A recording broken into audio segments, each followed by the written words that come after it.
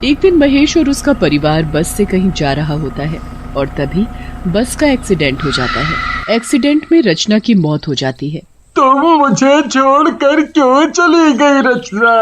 मैं तुम्हारे बिना कैसे रहूंगा और कैसे इन बच्चों को अकेले पालूंगा? पापा, माँ कहाँ चली गई? वो हमें छोड़कर चली गई बेटा।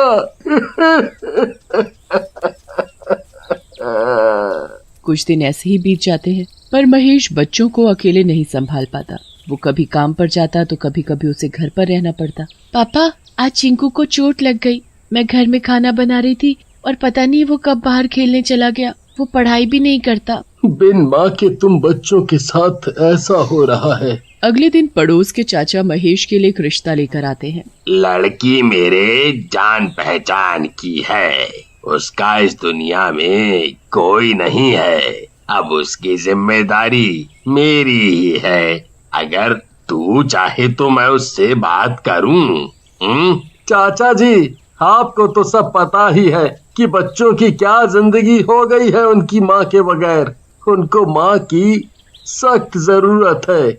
आप उस लड़की से बात कर लो। ठीक है बेटा। महेश की शादी सरिता नाम की एक लड़की से हो जाती है।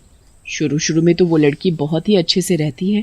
एक दिन सरिता कुएं से पानी भरकर लाती है और मटके को घर के अंदर रखने ही वाली होती है कि उसे चक्कर आ जाते हैं और वो जमीन पर गिर जाती है। माँ, क्या हुआ आपको माँ? जल्दी से बाबा को खेतों से बुलाकर लेकर आ। चीकू भागते हुए महेश को बुलाकर लाता है। महेश उसके मुंह पर थोड़ा पानी के छींटे डालता है और सरिता को होश आ जाता है। उसके बाद वो सरिता को वैद्य जी के पास लेकर जाता है तो पता चलता है कि सरिता माँ बनने वाली है। ये खबर सुनकर सरिता और महेश बहुत खुश हो जाते हैं। चीकू और पिंकी भी इस बात से बहुत खुश होते हैं कि उनके घर में एक छोटा बच्चा आने वाला है। वो अपनी माँ का बहुत ध्यान रखते हैं, पर जब सरिता के अपना बेटा हो जाता है तो वो बहुत बदल जाती है। चीकू, इधर मत खेलो, चलो बाहर जाओ यहाँ से। तुमको दिखता नहीं यहाँ छोटा बच्चा सो रहा है, उसे लग जाएगी। माँ, मैं तो चुपचाप बैठकर ही खेल रहा हूँ। मुझसे जुबान लड़ाने की जरूरत नहीं, समझे? चलो निकलो बाहर। रोज रोज सरिता बच्चों को किसी न किसी बात पर डांटती रहती है और उनका बिल्कुल ध्यान नहीं रखती। एक रात सरिता महेश से बात करती है। देखो, मैं इन बच्चों से बड़ी ही परेशान हो गई हूँ। समझ नहीं आता ये दोनों हमेशा मेरे बेटे को क्यों नुकसान पहुँचाने की कोशिश करते हैं। ऐसी बात नहीं है सरिता, वो तो अपने छोटे से भाई को बहुत ही प्यार करते हैं। अरे आपको नहीं पता, आप कौन सा यहाँ रहते हो? वो नहीं चाहते इस घर में कोई और बच्चा रहे। सरिता बड़ी चालाकी से महेश के मन में बच्चों के खिलाफ कड़वी कड़वी बातें भर देती है। महेश भी अपने बच्चों से नफरत करने लगता है और एक दिन वो सरिता की बातों में आकर बच्चों को घर से बाहर निकाल देता है। ऐसे मत करो हमारे साथ, हम कहाँ जाएंगे? हमें मत निकालो। मैं कहीं नहीं जाऊंगा, मुझे यही रहना है मम्मी पापा के साथ।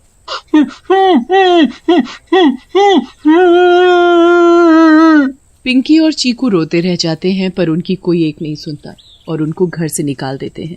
बेचारे बच्चे रोते रोते वहाँ से चले जाते हैं। रास्ते में चीकू को बहुत तेज भूख लगने लगती है। दीदी, दीदी, मुझे बहुत तेज भूख लग रही है, कुछ खाने को दिला दो।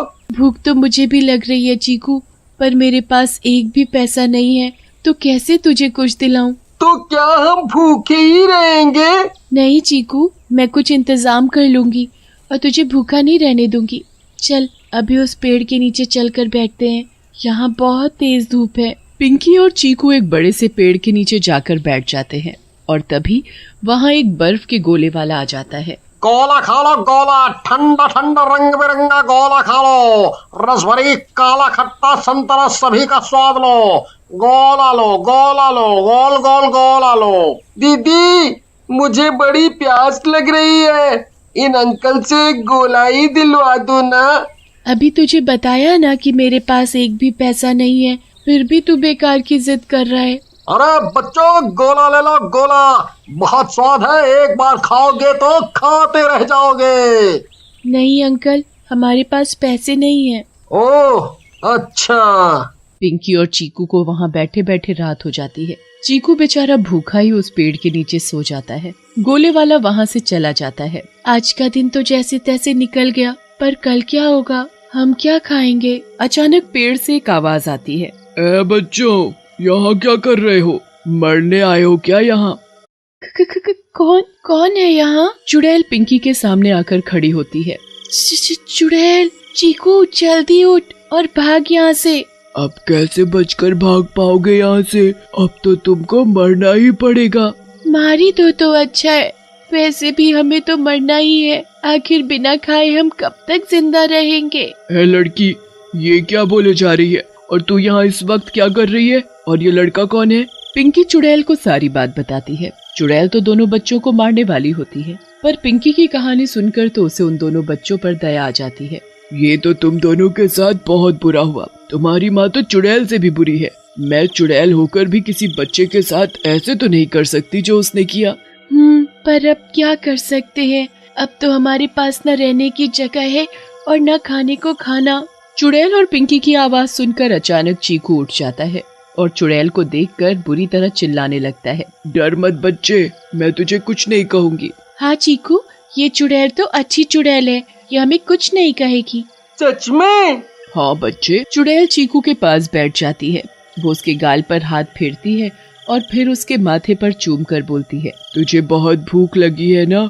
चल बता तुझे क्या खाना है? मुझे ना वो रंग बिरंगा गोला खाना है। चुड़ैल जादू से 2 गोले बना देती है। वो एक गोला चीकू और एक पिंकी को दे देती है। तुम्हें तो जादू भी आता है? हाँ बच्चों, मुझे जादू आता है और मैं जादू से हजारों गोले ला सकती हूँ। भूलो मत कि मैं एक चुड़ैल हूँ और अब तुम दोनों को परेशान होने की बिल्कुल जरूरत नहीं है। मैं तुम्हें पालूंगी। क्या?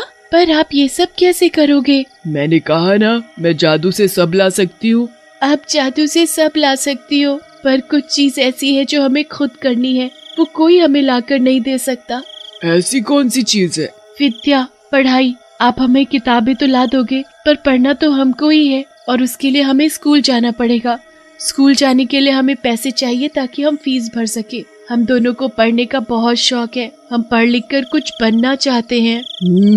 ये सब तो मैंने सोचा ही नहीं। आपने हमारे लिए इतना सोचा, वही काफी है। हमारे नसीब में पढ़ना नहीं लिखा तो क्या कर सकते हैं। चुड़ैल इस बात से बड़ी परेशान हो जाती है क्योंकि वो उन बच्चों के लिए कुछ करना चाहती है। वो उन दोनों बच्चों को अपनी गोद में ही सुला लेती है और उन्हें खूब प्यार करती है। बच्चे तो सो जाते हैं, पर चुड़ैल पूरी रात यही सोचती रहती है कि वो पैसे कहाँ से लाए। इन बच्चों की जिंदगी मैं बर्बाद नहीं होने दूंगी, पर समझ नहीं आ रहा पैसे आएंगे तो आएंगे कहाँ से। मैं जादू से चीजें तो ला सकती हूँ पर पैसे नहीं, और मैं किसी के पैसे चुराकर इन बच्चों की पढ़ाई नहीं करवाना चाहती। चुड़ैल इसी के बारे में सोचती रहती है। सुबह हो जाती है और बच्चों के मुंह पर तेज धूप पड़ती है, जिसकी वजह से उनकी आंख खुल जाती है। बच्चे उठते ही उस चुड़ैल को इधर उधर ढूंढने लगते हैं, पर वो कहीं भी दिखाई नहीं देती। उसके बाद वो उस पेड़ पर भी देखते हैं, पर वो वहाँ भी दिखाई नहीं देती। वो चुड़ैल आंटी कहाँ गई दीदी? पता नहीं चीकू, लगता है वो हमें छोड़कर चली गई। गोला ले लो गोला, इतना स्वाद और ठंडा गोला कि खाओगे तो खाते रह जाओगे। नहीं आंटी, हमें गोला नहीं चाहिए, हमारे पास पैसे नहीं है। तो पैसे कौन मांग रहा है चीकू? तुमको मेरा नाम कैसे पता? मुझे तो तुम दोनों के बारे में सब कुछ पता है। गोले वाली चीकू के गाल पर हाथ रखती है और उसके माथे पर चूमने लगती है। चीकू जोर से चिल्लाता है, ये तो मेरी चुड़ैल आंटी है। चुप चुप चुप, इतना जोर से मत बोलो वरना सबको पता चल जाएगा मैं एक चुड़ैल हूँ। पर आप ये ठेला कहाँ से लाई और ये सब क्या है? मैंने पूरी रात सोचा कि मैं तुम दोनों की पढ़ाई के लिए पैसों का इंतजाम कहाँ से करूं, पर फिर मुझे चीकू का पसंदीदा गोला याद आया और मैंने सोचा कि क्यों ना यही काम कर लूं। मैं दिन में गोला बेचूंगी और तुम दोनों बच्चों की जरूरत की सारी चीजें पूरी करूंगी। दोनों बच्चे उसको गले लगा लेते हैं और खुशी से रोने लगते हैं। अब से आप ही हमारी माँ हो। हाँ सच में, अब हम आपको माँ ही बोलेंगे। मेरे प्यारे बच्चे, चलो अब तुम यहीं बैठो और मैं गोला बेच कर आती हूँ। चुड़ैल गोले वाली के रूप में पूरे गांव में गोला बेचने निकल पड़ती है। सब लोग उस गोले वाली को देख बड़े हैरान होते हैं कि एक औरत गोला बेच रही है। गोला ले लो बच्चे, गोला ले लो, इतने सस्ते में इतना बड़ा और स्वादिष्ट गोला कहीं नहीं मिलेगा। चलो चलो दोस्तों, आज आंटी से गोला खाते हैं। बहुत सारे बच्चे ठेले के आसपास भीड़ लगा लेते हैं और गोले का स्वाद लेते हैं। आप अब से रोज आना आंटी। चुड़ैल गोले वाली बनकर रोज दिन में गोला बेचती है। और पैसे इकट्ठे करके बच्चों की पढ़ाई लिखाई, उनका रहना, उनके कपड़े, हर चीज पूरी करती है।